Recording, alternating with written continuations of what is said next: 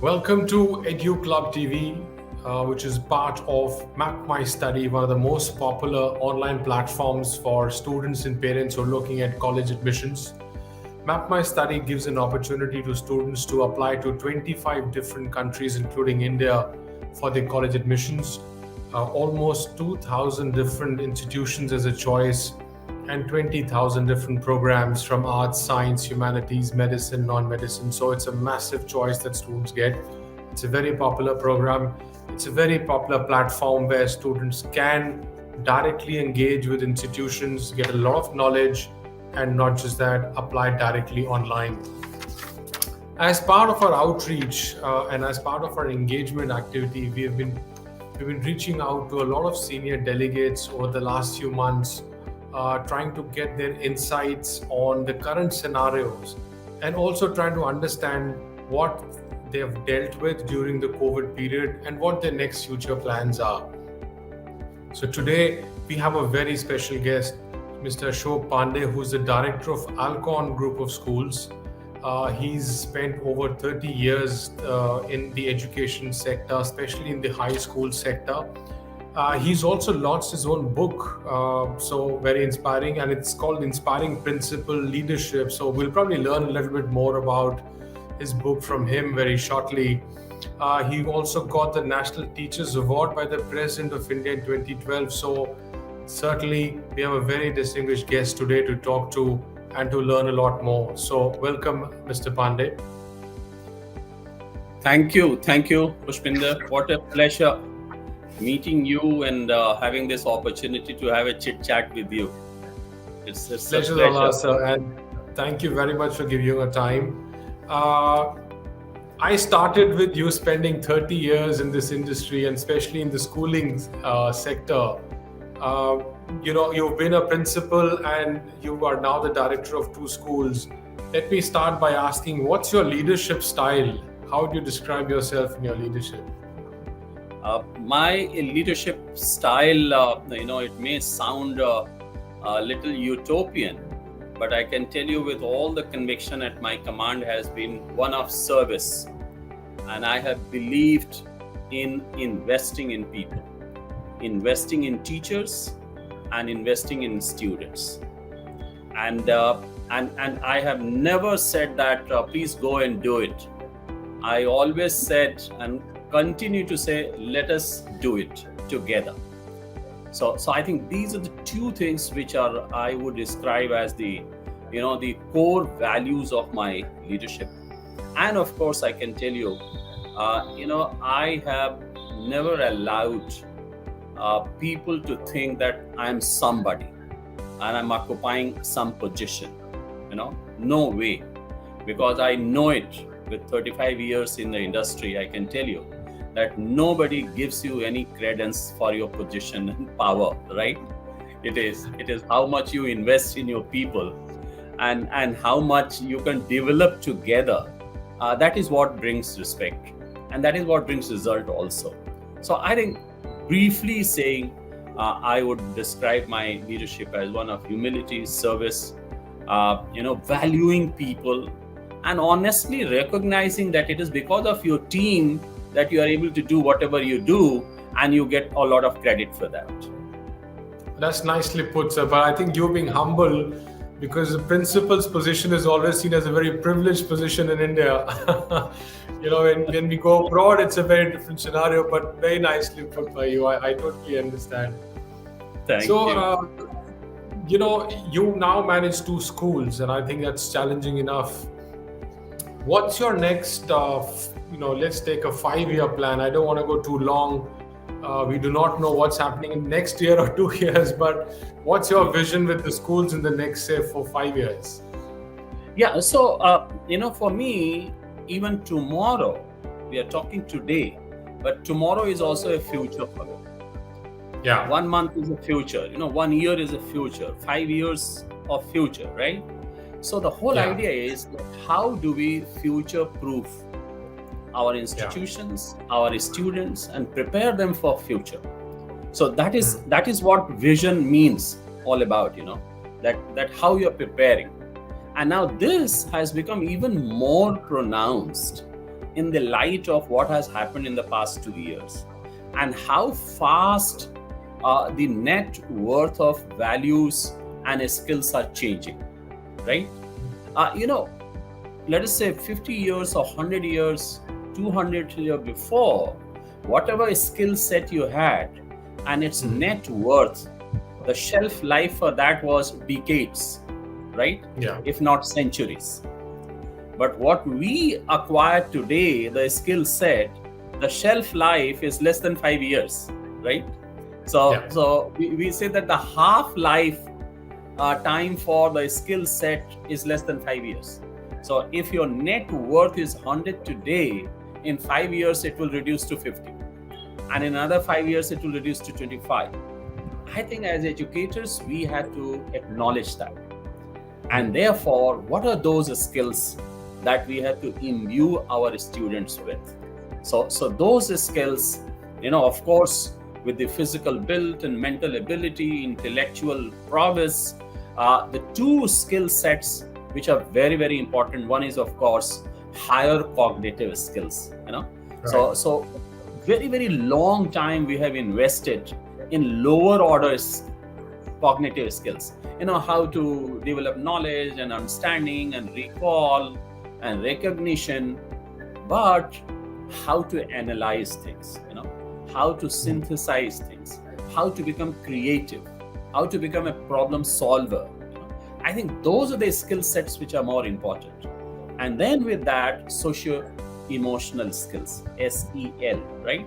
So how much awareness you have developed about yourself, about the society, your relationship, your core values, whether you can work in a team or not, you're part of the problem solution finder or you are part of the problem creator, you know, all those things are very, very important. And of course, along with this, the digital skills. And therefore, if that is our end thing, and if you visualize its importance, we have to prepare our teachers also for this. So our teacher training program, their professional development, capacity building, the whole thing has to change. So we are working in that direction. And therefore, you know, we continuously invest in our teachers. And professional development program is one of the very well thought out and very well executed program in our institutions. And we will continue to move in that particular direction. That's a good initiative. So what you're mentioning is a lot to do with moving away from a very bookish culture that we've had for so many years and going into a more practical way of studying that probably the Western world does a lot more. Correct? It's no longer about, ratte maar ke aa jao, and that's the kind of methodology you're doing. I think you have to be far more aware of why and why not. Absolutely. You know, I remember. This is what we started with, Pushpinder, you know. I mean, our whole philosophy right from the beginning has not been one of those, bookish, you know. We never believed in that. You know, today we are talking about holistic development. And we are talking of the holistic report card. But you will be surprised that this holistic report card, we generated, we designed, and we created 20 years ago, right? Wow. In which we were able to capture the skills and values and knowledge of the children.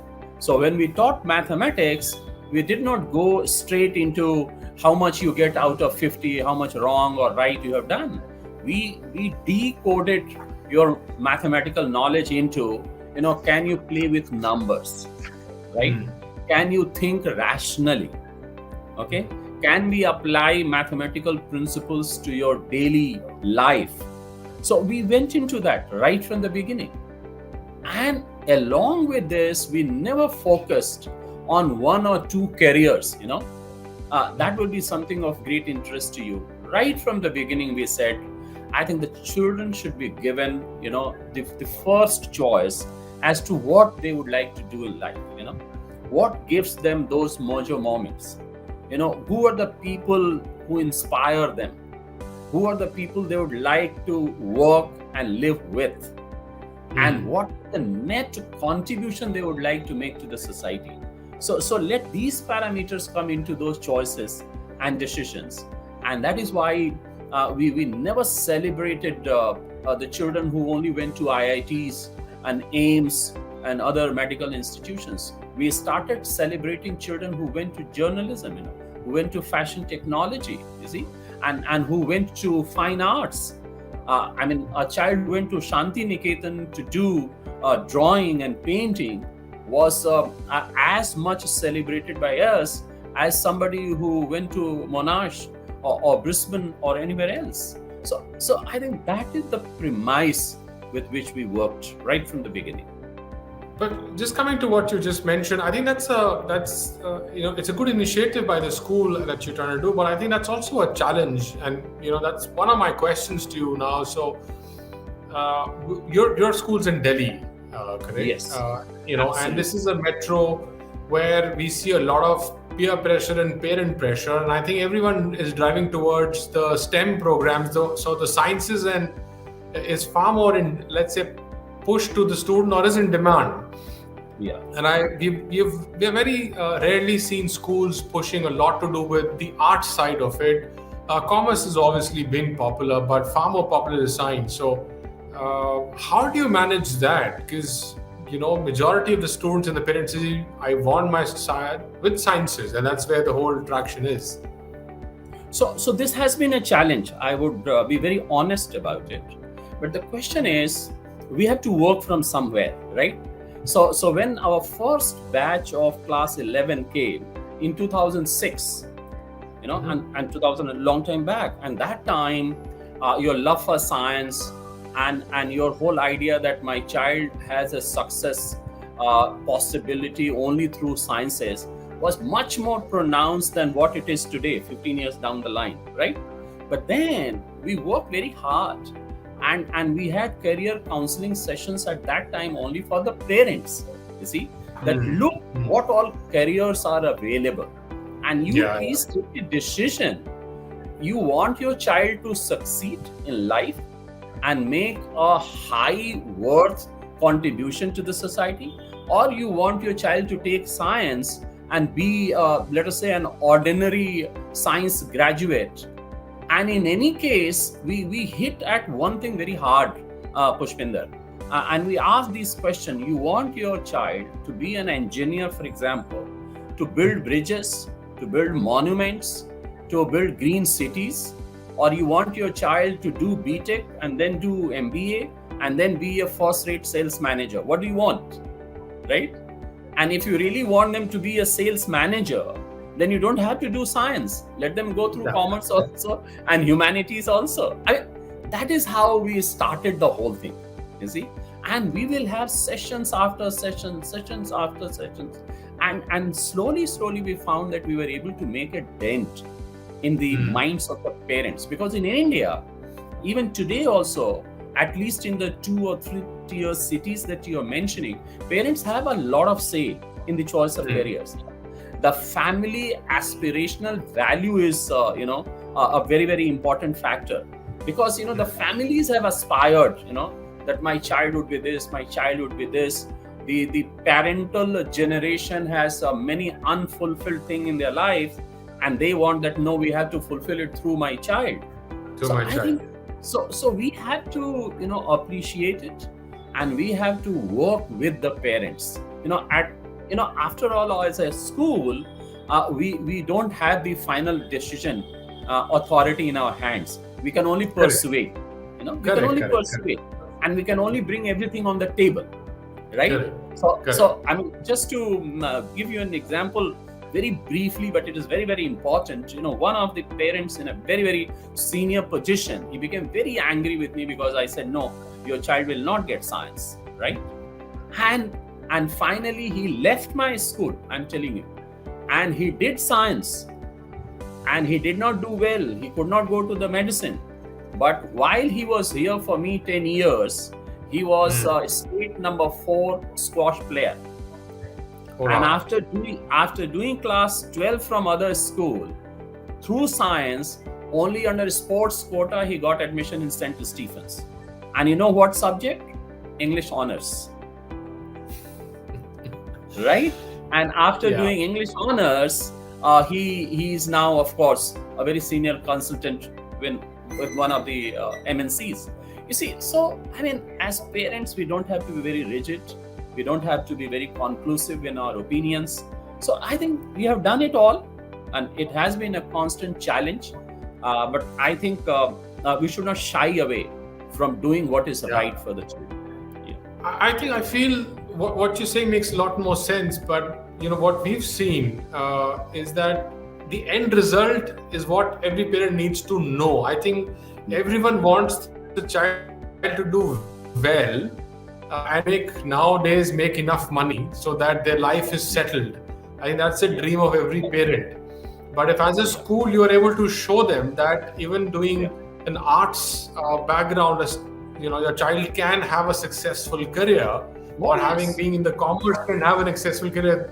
I think many schools are not able to show that vision to a parent to say, "Jabardasti, science mein mat dalo." End of the day, you want your child to be good, and these streams have that possibility. And I think that's where the whole culture needs to change. It's not easy. Absolutely. Something you had mentioned about students, and it'll be good for us to understand.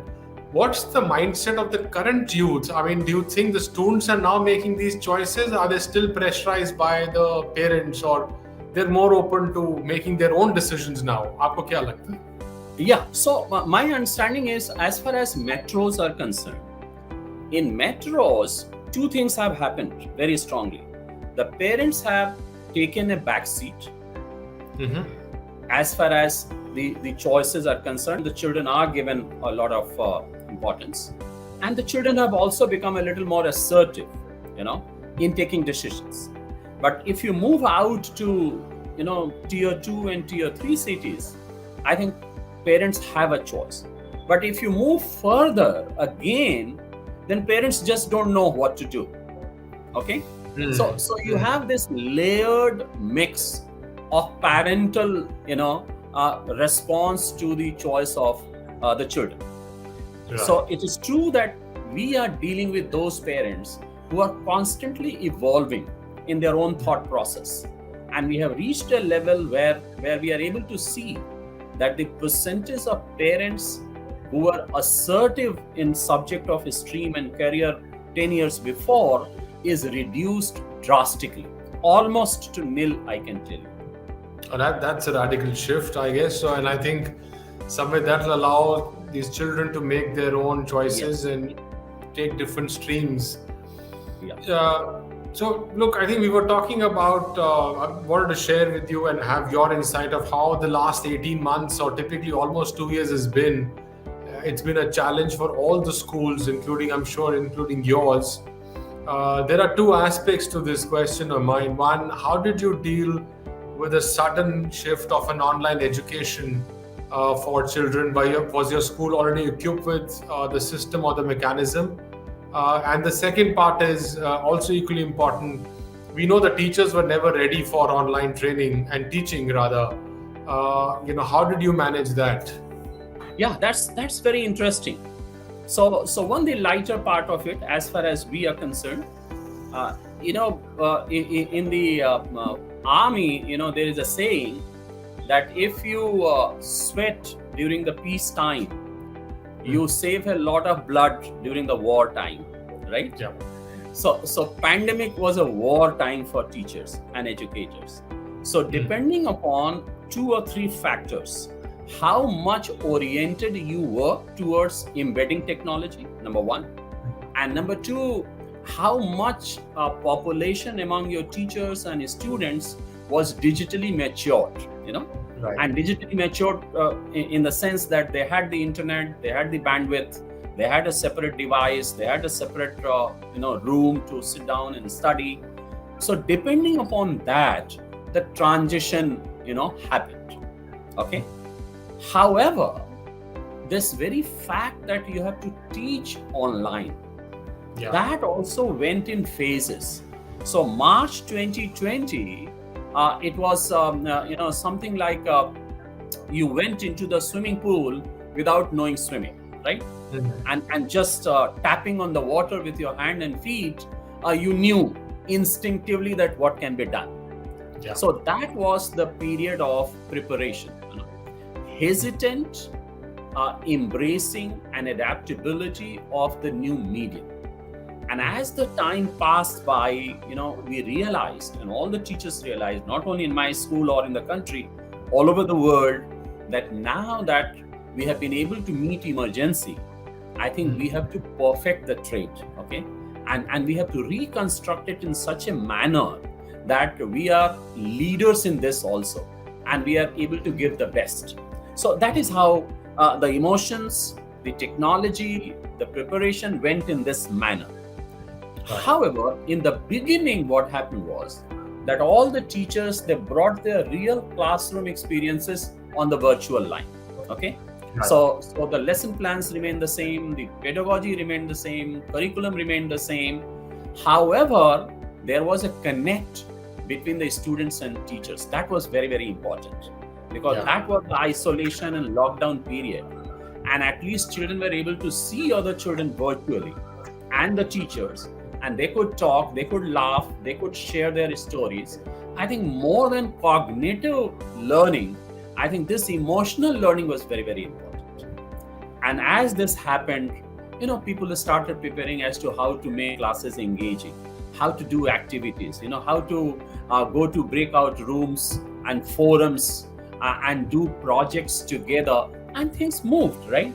And today, I think people are getting so used to online teaching that most of the parents, even if WHO declares that COVID is over, they would not like to send their children to school, because they have become so comfortable, right? And we're seeing that, I like to share that with you. And a couple of people, and within the friend circle here, I'm talking to them and saying the school's open, but my son doesn't want to go. And I said, what do you mean? Because there are hardly any kids who are coming, so it's become a choice, and there's not much to do. So, absolutely. So therefore, in conclusion, let me tell you once again, compliments, hats off to the teachers, salutations to them, that they put themselves up to a scrutiny by the public, right? I mean, that was one territory teachers were very possessive of, right? The classroom is like their territory, and they are the custodian, the boss, the supremo of that. But suddenly they found that no, I mean, my classroom is as open as the universe, and not only my children, their parents, their grandparents, their aunts and aunties, anybody can come in the classroom, right? Open themselves up to public scrutiny. So I think that was the biggest change. And I think that is an amazing thing that has happened to the teaching and learning process.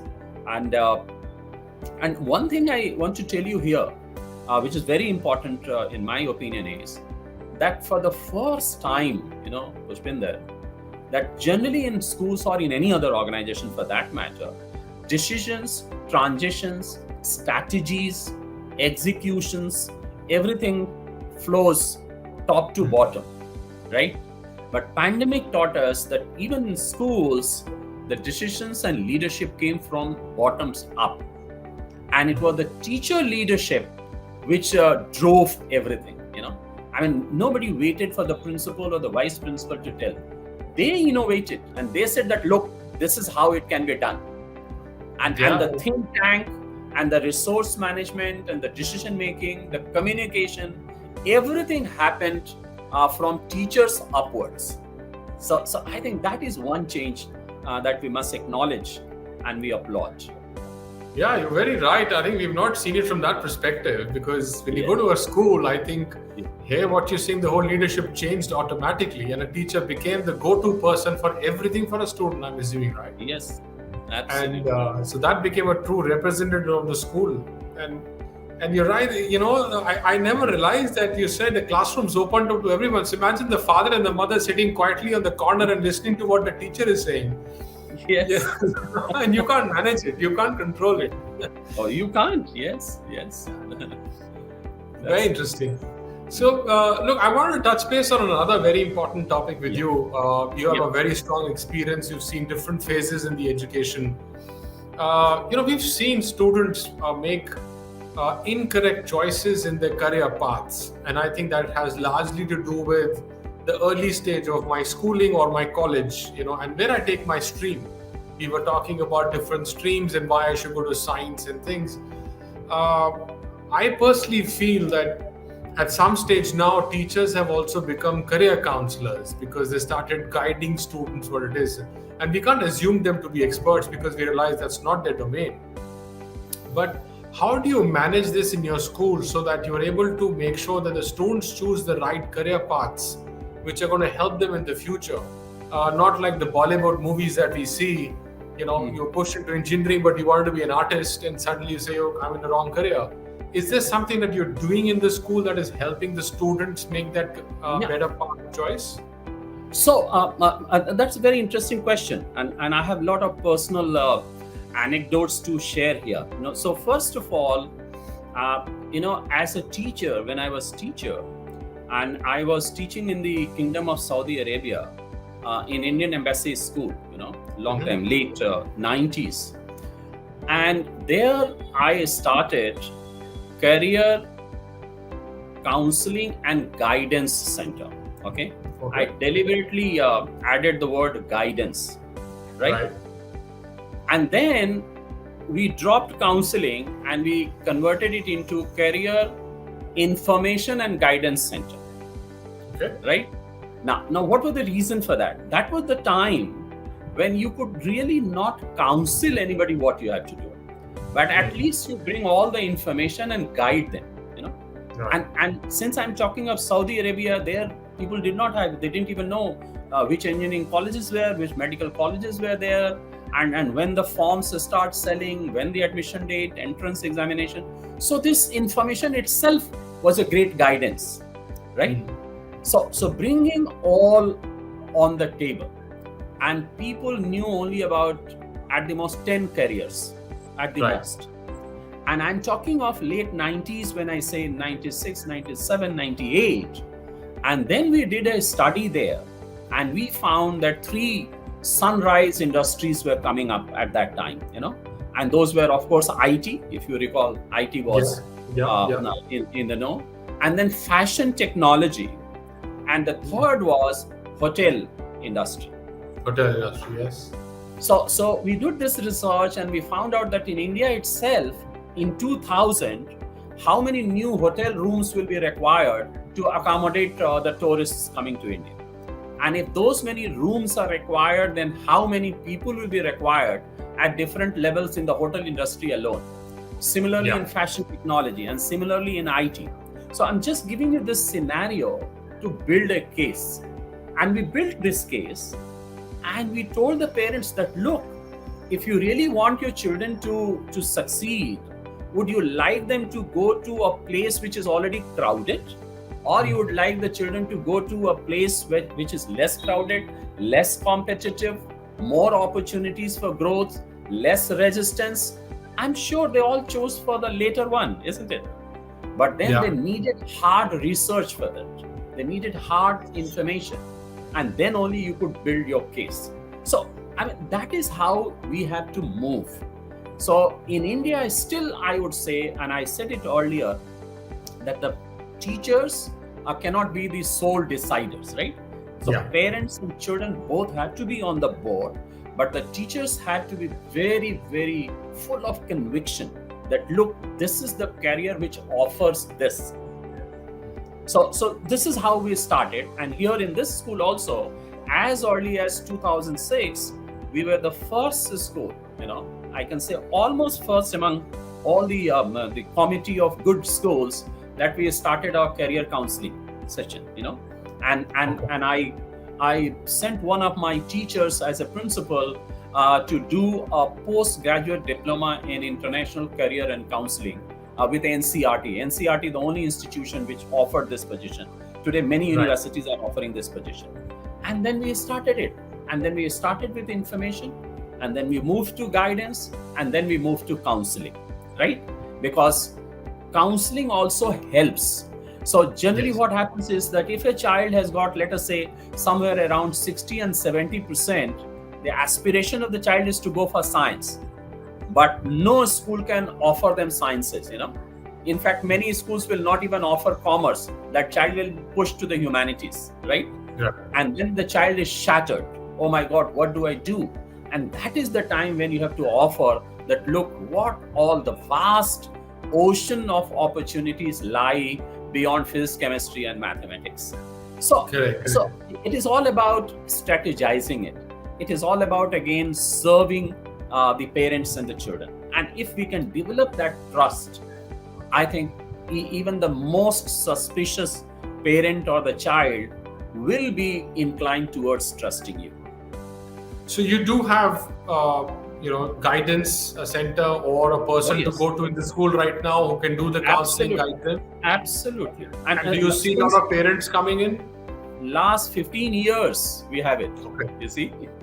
And children go to her, and the parents go to her, and they talk to her. But at the same time, let me tell you, and this will be very interesting for the listeners of this particular program, that, as far as 11th and 12th class is concerned, you see, the counseling here we are confining to career counseling only. I'm not talking about other counseling. Yes. So 11th and 12th class teachers, and for that matter, most of the senior school teachers, they should have a lot of knowledge about careers and a lot of, the success criteria, and they should have basic knowledge about it. And we realized at one stage that just one alone, career counselor will not be able to serve the entire population of, let us say, 400, 500 students in 9th, 10th, and 11th and 12th for that matter. And therefore, we encouraged many teachers to do career counseling courses. So there was a time 7-8 years ago when University of California was offering a global career certification. You see, GCC. And 15 of my teachers did that course in one cohort. So we have to create a kind of culture on the campus also, where, the teachers, at least they are not, after all, teachers have also their own children, right? And a teacher's child, people will expect that the teacher herself will be very competent to counsel that child. For that, you need some knowledge about it, right? So we have a large number of our teachers who have done that course, and they are also able to do it. And second thing, what we did was, which is very, very significant, that look, in 11th, if a child is offering political science, right, the political science teacher should be able to tell the child on the first day itself that now that you have taken this subject, what all possibilities lie hidden in this particular subject, right? So for all subjects, and for that it is necessary that teachers develop a perspective beyond their textbooks, right? That as a political science, as a history, sociology, physics or chemistry, biotechnology, what all you can do. I remember my biotechnology teacher, Pushpinder, we invested 20 lakh rupees 15 years ago to set up a biotechnology lab. But children were not coming. And we wanted to offer it. And my biotechnology, he went door to door, he gave presentations, and such interesting presentations he gave that, look, this is what you can do. And he showed a presentation in which a watermelon was of a square type and not oval type. And he said that how it is possible? It is only possible by some genome technology, and that you will be able to do only through biotechnology, right? And he showed a mango which was neither green nor yellow nor red. It was of the purple color, and people were excited, you see. So I think you have to, in a way, if I can use the word for want of any other word, sell your subject also, right? Yeah. And then only the children will know the worth and value of your subject. No, I think that's very rightly said. In a way, you have to sell it because you have to put your point across to somebody in a way that they understand it, and that's how you grow the interest in that area. Very interesting. So you've written a book. How about sharing very briefly about what is the book about and what are your So very briefly, I tell you, this book is nothing but a culmination of what I read somewhere. So I read somewhere that if you have a question from a person, you answer and that person is satisfied and matter ends. But if the same question is being asked by 10 people, then you write an article or a blog. But if the same question is being asked by thousands and thousands of people, then you should write a book, right? So I found that certain questions were being repeatedly asked by many people across the education spectrum, right? And then I started writing a column, monthly column, where readers would ask a question 5 or 6 and I would answer them. And then I realized that, oh my God, I have got 100 questions which everybody is asking, and therefore everybody would need to have an answer. And I converted that into a book, right? So this book that you are referring to is actually 100 questions and answers, practical answers for all the principals, educators, parents, and anybody who is interested in education. Very interesting. Yes, is it about leadership? Is it about answering the questions through all that it is about, if somebody is concerned what happens in the classroom, how to manage a classroom.